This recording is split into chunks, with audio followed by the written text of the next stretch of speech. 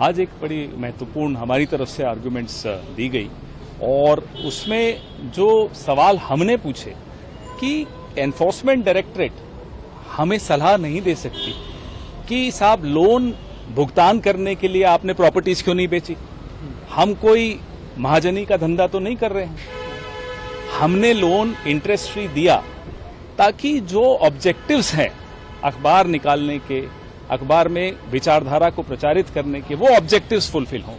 और अगर वो लोन चुकता नहीं कर पाए तो ईडी कौन है जो हमें सलाह देंगी कि साहब आप प्रॉपर्टी बेच के लोन चुकवा देते। इस धंधे में तो हम नहीं हैं। तो हमने उस अखबार का पुनर्जागरण करने के लिए, पुनर्जीवित करने के लिए जो रिस्ट्रक्चरिंग किया, जो कंपनी बनाई, वो आपके सामने नॉट फॉर प्रॉफिट कंपनी है।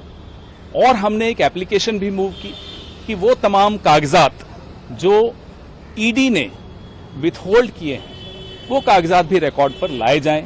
उसमें जो ओरिजिनल कंप्लेंट है वो भी, मेमोरेंडम ऑफ एसोसिएशन जो एजेएल की वो भी जनवरी 2016 की, वो तमाम कागजात रिकॉर्ड पर लाए जाएं।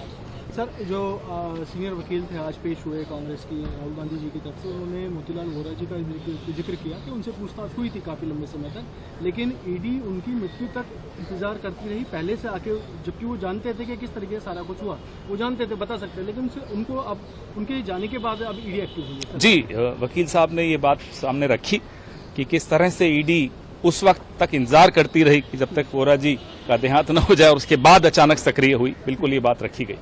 सर, उन्होंने मैडम सोनिया गांधी के भी बयान का जिक्र करा जिसमें उन्होंने कहा था कि हाँ हमने बनाई थी यंग इंडिया, लेकिन हमने रिवाइवल के लिए बनाई थी। रिवाइवल के लिए बनाई, और रिवाइवल आप सबके सामने है। ऐसा नहीं कि रिवाइवल आपके सामने नहीं है, सबके सामने है।